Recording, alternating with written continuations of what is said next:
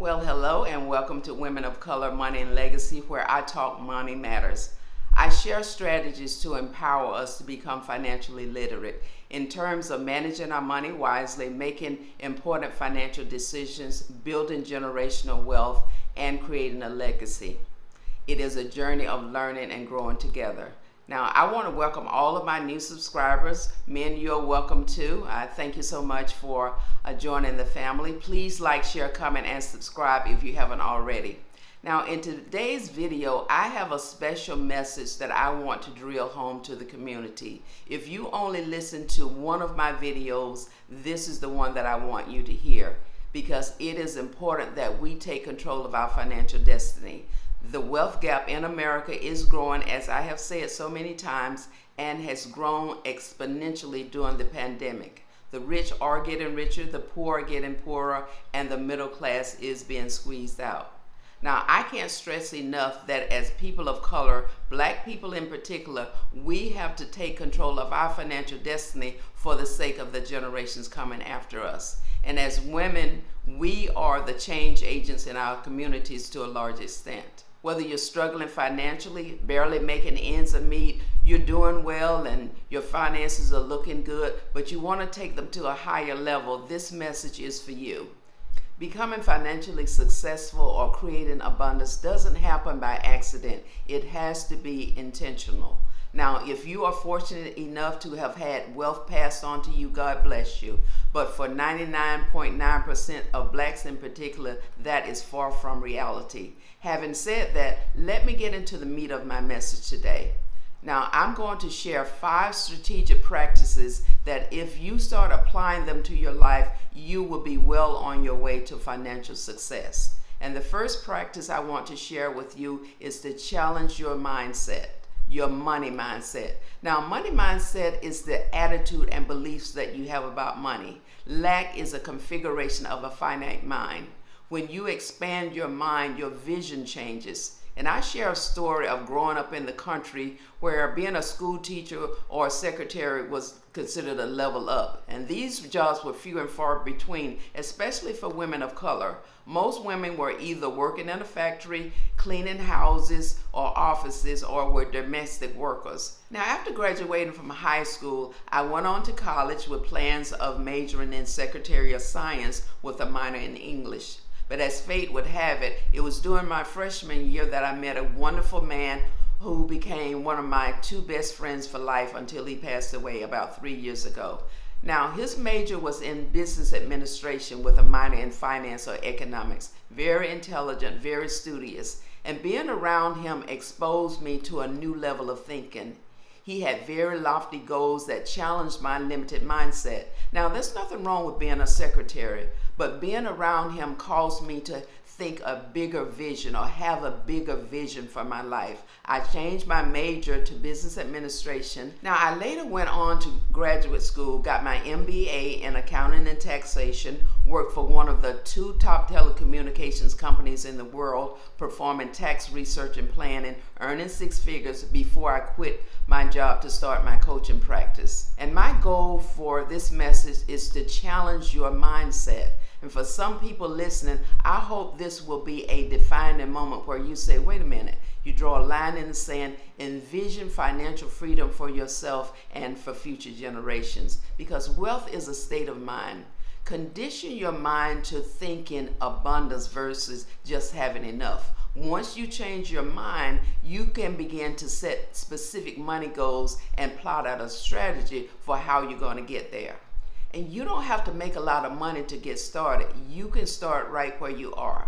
Now, that's practice number 1, is to challenge your money mindset. Now, practice number 2 is to level up your income so that you can begin to invest. Now, you might look at your paycheck and say, wait a minute, Rebecca, I can't afford to invest. I can barely make ends meet as it is.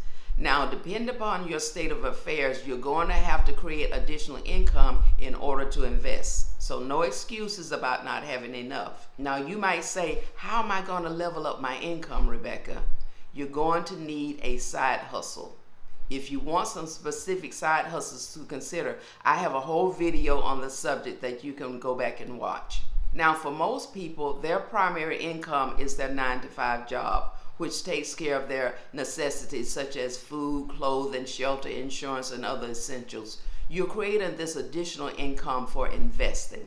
I once had a side hustle selling handbag hangers. This was about 10 years before the market became saturated. It wasn't an expensive endeavor. I had a free website host. I'd buy the hangers from international merchants for say $5 or $10, and I'd mark them up and sell them for $15 to $25. And it was a decent paying side hustle that brought in extra income as I was building my practice.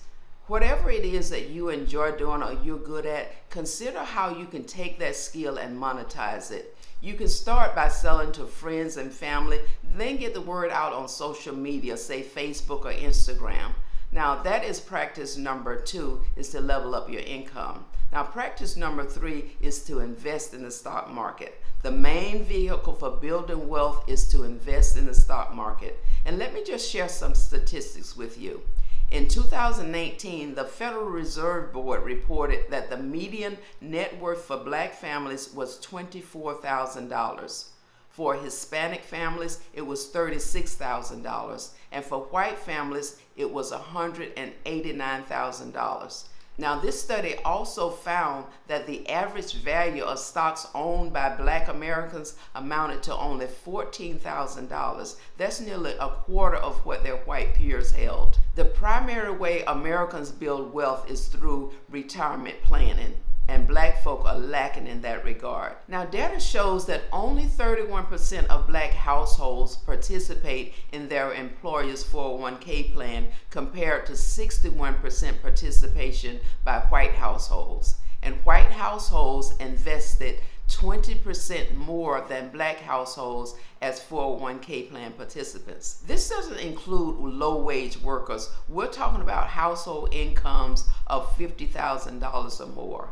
And as black Americans, we need to do our part in closing the wealth gap by investing in the stock market, and the sooner the better. Now, you're never too young or never too old to invest. Now, I'm not talking about being uninformed and reckless, but strategic based upon your age and stage in life. Naturally, if you're over 55, your investment strategy would not be the same as someone who is 40 years old or younger, because you don't have as much time. You want to be strategic.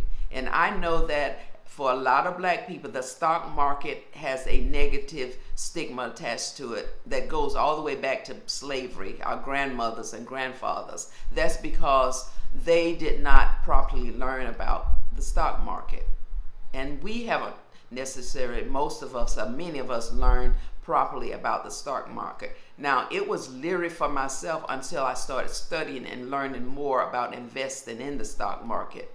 Now, I have embraced it as my vehicle of choice when it comes to building generational wealth. And one of my goals of this channel is to tear down those strongholds that many of us have long held about the stock market. And I have a whole video on investing in the stock market to help you get started. So go back and watch that video. So that's practice number 3, to invest in the stock market. Now, practice number 4 is to set up a smart budget, because you need accountability. A budget plan is powerful because it helps you to live below your means, to prioritize your spending, track your expenses, and save more money. It allows you to make better financial decisions or better choices with your money. Get out of debt, set up an emergency fund, and focus on long-term financial goals. I know my finances would be in shambles if I did not have a budget, because I know me. There was a time when I would eat out every day, Papados, Ruby Tuesdays, you name it. Nothing wrong with eating out in moderation. And I will say that over the past 10 years, I've learned to enjoy cooking healthy meals. Now, I still have my occasional binges, but I do enjoy cooking now, and that alone has helped me to save a lot of money. And let me give you some pointers when it comes to setting up a budget. You want to pay yourself first. Now, that means putting money in your savings and investing accounts first. That way, you're prioritizing your long-term financial well-being. Paying yourself first also includes putting money in your company's 401k plan or Roth or IRA. Now, as far as the percentage is concerned, I recommend 20% across all of your saving and investment accounts. And if you have never set up a budget, I encourage you to do so. And it doesn't have to be complicated. I believe in keeping it simple. I have a whole video where I share step-by-step guidance for setting up a personal smart budget, and even give you a free template that you can download. And you can find that video in my Money and Legacy playlist. So that is practice number 4, to set up a smart budget. And practice number 5 is don't quit when you face challenges. You will face challenges, just understand that. Long-term investing and generational wealth building is a marathon, it's not a sprint. Now, I'm not gonna sit here and feed you some pie in the sky, get rich quick foolishness. It doesn't work that way. You build wealth over time. Now, disappointments will happen, sometimes by your own hands, and sometimes things that are just out of your control.